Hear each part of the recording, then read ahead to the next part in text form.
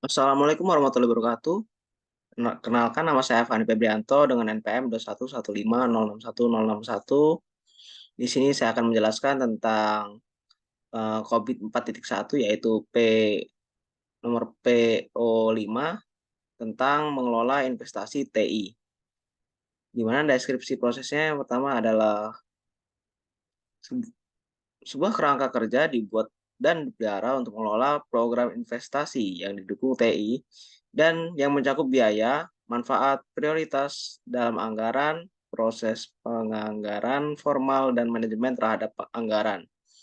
Para pemangku kepentingan berkonsultasi untuk mengidentifikasi dan mengendalikan biaya total dan manfaat dalam konteks rencana strategis dan taktis TI dan memulai tindakan korelatif jika diperlukan.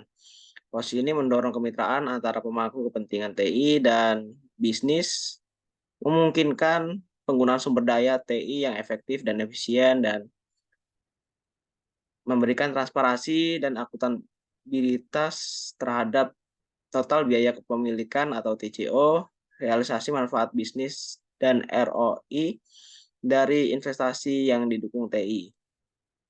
Pada mengelola investasi TI itu yang diutamakan adalah efektivitas, efisiensi, dan yang sekunder adalah reliability. Kemudian ada lanjutannya yaitu deskripsi proses. Itu kontrol atas proses ini dimaksud adalah mengelola investasi TI. Kemudian yang memenuhi kebutuhan bisnis untuk TI yaitu maksudnya terus-menerus dan secara nyata meningkatkan efisiensi biaya TI dan kontribusi terhadap bisnis profitabilitas dengan layanan integrasi dan terstandarisasi yang memenuhi harapan pengguna akhir atau end user. Dengan memusatkan perhatian pada keputusan investasi dan portofolio TI yang efektif dan efisien, serta dengan pengaturan dan pelacakan anggaran TI sejalan dengan strategi TI dan keputusan investasi. Itu dapat dicapai dengan perkiraan dan pengelolaan anggaran, kemudian mendefinisikan kriteria investasi formal atau ROI, payback period, net present value atau NPV.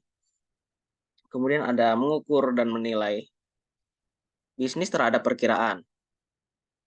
Kemudian proses tadi dapat diukur dengan presentasi pengurangan biaya satuan layanan TI yang diberikan, presentasi nilai deviasi anggaran dibandingkan total anggaran, kemudian presentase pengeluaran TI yang dinyatakan dalam penggerak nilai bisnis, misalnya penjualan atau layanan meningkat karena peningkatan konektivitas. Kemudian ada tujuan pengendalian yaitu ada PO5.1 kerangka pengelolaan keuangan. Di sini itu menetapkan dan memelihara kerangka keuangan untuk mengelola investasi dan biaya aset dan layanan TI melalui portofolio investasi yang mendukung TI, kasus bisnis, dan anggaran TI. Kemudian ada PO5.2 yaitu prioritas dalam anggaran TI. Di sini menerapkan proses pengambilan keputusan untuk memprioritaskan alokasi sumber daya TI untuk operasi, proyek, dan pemeliharaan,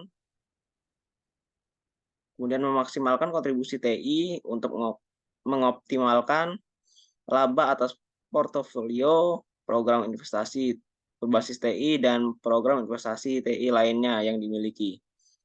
Kemudian ada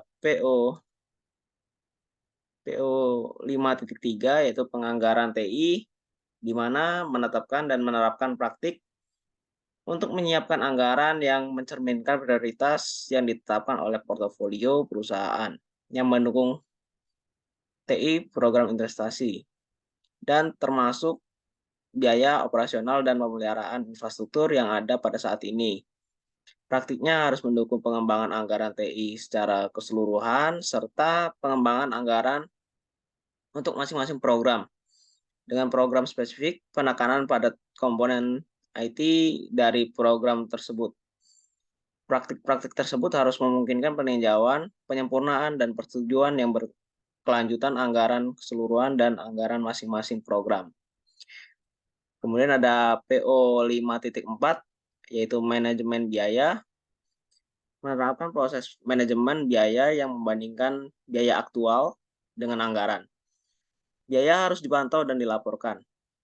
Di mana ada penyimpangan, hal ini harus diidentifikasi secara tepat waktu dan dampak penyimpangan tersebut terhadap program harus dinilai. Bersama dengan perusahaan yang mensponsori program-program tersebut, tindakan perbaikan yang tepat harus diambil dan jika perlu tindakan perbaikan yang tepat harus dilakukan kasus apabila program bisnis harus diperbarui. Kemudian ada PO 5.5, yaitu manajemen manfaat. Menerapkan proses untuk memantau manfaat dari penyedia dan pemelihara kemampuan IT yang sesuai. Kontribusi IT terhadap bisnis, baik sebagai komponen program investasi berbasis TI, atau sebagai bagian dari dukungan operasional reguler, harus diidentifikasi dan didokumentasi dalam kasus bisnis, disetujui, dipantau, dan dilaporkan. Laporan harus ditinjau dan jika ada peluang untuk meningkatkan kontribusi IT, tindakan yang tepat harus ditentukan dan diambil, di mana perubahan kontribusi IT berdampak pada program atau jika pada perubahan pada proyek terkait lainnya berdampak pada program, maka kasus bisnis program harus ikut diperbarui. Kemudian ada pedoman manajemen, yaitu di sini ada PO 01, inputnya adalah rencana strategis dan rencana TI taktis, portofolio proyek dan layanan. Kemudian ada PO 3, yaitu persyaratan infrastruktur. Kemudian ada PO 10, yaitu portofolio proyek TI yang diperbarui. Kemudian AI 1, yaitu studi kelayakan kebutuhan bisnis. AI 7, tinjauan pasca implementasi. Kemudian DS3, yaitu rencana kinerja dan kapasitas atau kebutuhan. DS6, yaitu keuangan IT. Kemudian ME4, yaitu hasil bisnis yang diharapkan dari investasi bisnis yang didukung IT. Kemudian ada outputnya, yaitu laporan biaya dan manfaat itu berpengaruh pada PO 1, AI 2, DS6, ME1, dan ME4. Kemudian ada anggaran, yaitu DS6, portofolio layanan TI yang diperbarui, yaitu DS1, dan portofolio proyek TI yang diperbarui, yaitu PO 10. Kemudian ada RACI chart.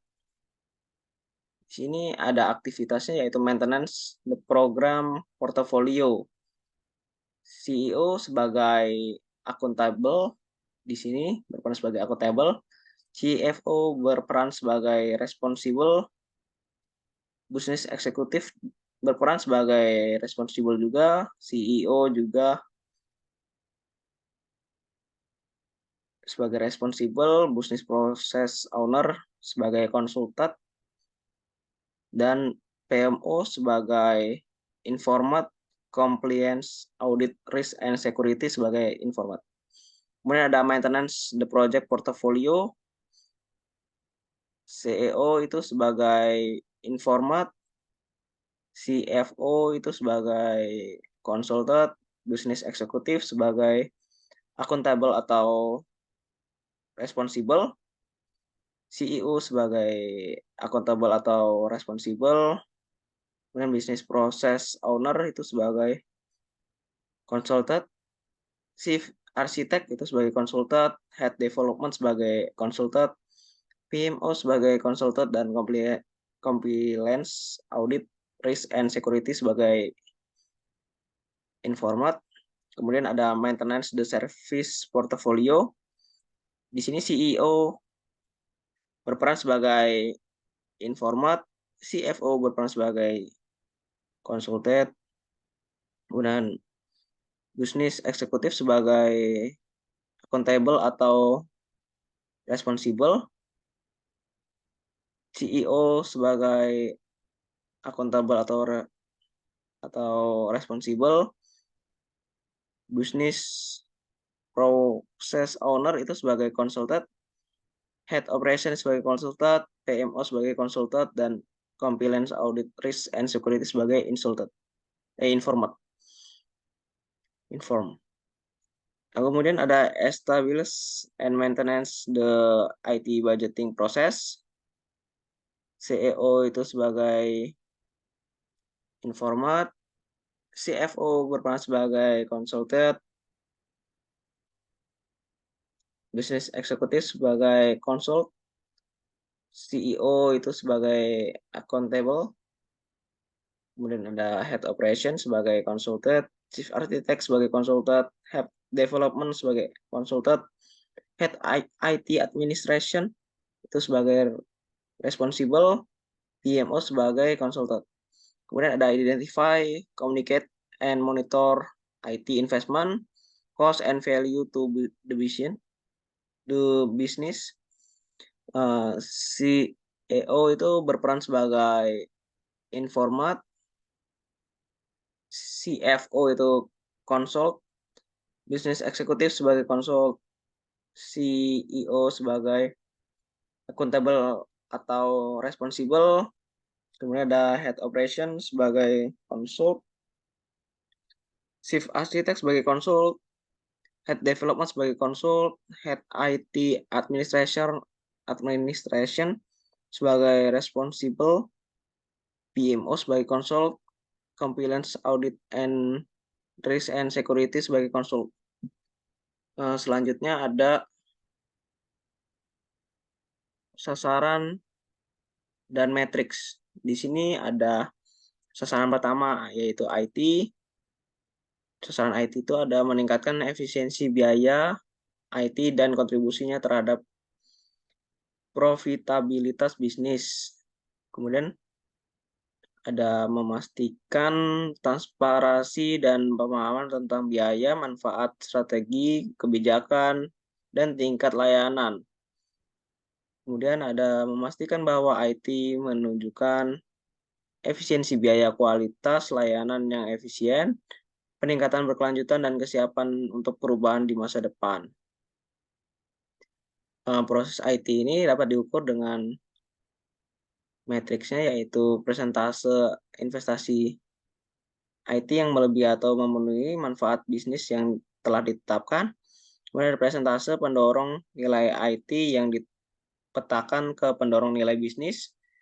Kemudian persentase pengeluaran IT yang dinyatakan dalam bisnis pendorong nilai bisnis, misalnya peningkatan penjualan karena peningkatan konektivitas. Sasaran IT itu dapat mengatur proses. Nah, dalam proses itu terdapat memungkinkan keputusan investasi dan portofolio TI, kemudian menetapkan dan melacak anggaran TI sejalan dengan strategi TI dan keputusan investasi TI, kemudian mengoptimalkan biaya TI dan memaksimalkan manfaat TI. Itu dapat diukur dengan jumlah penyimpangan anggaran, persentase nilai deviasi anggaran dibandingkan dengan total anggaran, presentasi pengurangan biaya unit dari layanan IT yang diberikan, dan presentase investasi IT yang memberikan manfaat yang telah ditetapkan. Apabila telah diukur, maka akan dimasukkan ke dalam sasaran IT tadi. Kemudian prosesnya itu akan mengatur aktivitas. Sasaran aktivitas yaitu mendefinisikan kriteria investasi formal, ROI, periode pengambilan modal atau NPV, memperkirakan dan mengalokasikan anggaran, kemudian mengukur dan menilai bisnis terhadap perkiraan. Itu dapat diukur dengan cara presentase proyek dengan manfaat ditentukan di depan, presentase layanan IT yang biayanya dicatat, presentase proyek yang memiliki tinjauan pasca proyek, kemudian frekuensi pelaporan manfaat, kemudian presentase proyek yang memiliki informasi kinerja. Misalnya kinerja biaya, kinerja jadwal, profil resiko yang sudah tersedia. Selanjutnya ada model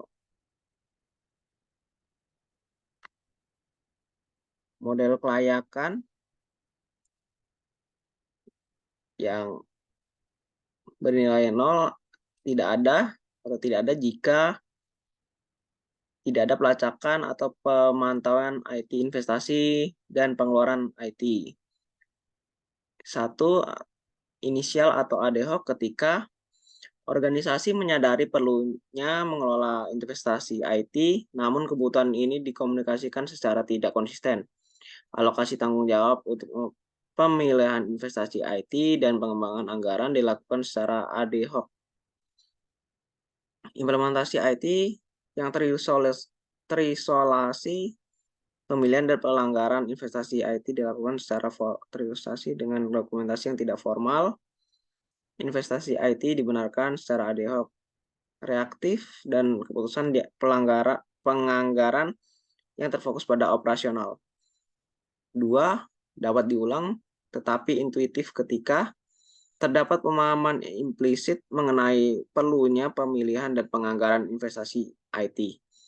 Kebutuhan akan proses seleksi dan penganggaran proses seleksi penganggaran dikomunikasikan. Kepatuhan tergantung pada inisiatif individu dalam organisasi. Ada kemunculan dari teknik umum untuk mengembangkan komponen-komponen anggaran IT. Keputusan penganggaran yang reaktif dan taktis terjadi. Kemudian ada yang ketiga, yaitu ditetapkan ketika kebijakan dan proses untuk investasi dan penganggaran ditetapkan, didokumentasikan dan dikomunikasikan, dan mencakup masalah bisnis dan bisnis utama dan isu teknologi. Anggaran IT diselaraskan dengan rencana strategis IT dan rencana bisnis. Proses penganggaran dan pemilihan investasi IT diformalkan, didokumentasikan, dan dikomunikasikan. Pelatihan formal mulai dikembangkan namun masih didasarkan pada inisiatif individu. Persetujuan formal atas pemilihan dan anggaran investasi IT sedang berlangsung. Anggota staf IT memiliki keahlian dan keterampilan yang diperlukan untuk mengembangkan anggaran IT dan merekomendasikan investasi IT yang sesuai. Kemudian yang keempat ada terkelola dan terukur. Ketika tanggung jawab dan akuntabilitas untuk pemilihan penganggaran investasi ditugaskan kepada individu tertentu. Varian anggaran adalah diidentifikasi dan diselesaikan. Analisis biaya formal dilakukan, mencakup biaya langsung dan tidak langsung dari operasi yang ada, serta investasi yang disusulkan dengan pertimbangan semua biaya selama siklus hidup total. Proses penyusunan anggaran yang proaktif dan terstandarisasi digunakan. Dampak dari pergeseran biaya, pengembangan, dan operasi dari perangkat keras dan perangkat lunak ke integrasi sistem dan sumber daya manusia IT diakui dalam rencana investasi IT. Kemudian manfaat dan keuntungan dihitung dalam bentuk finansial dan non-finansial.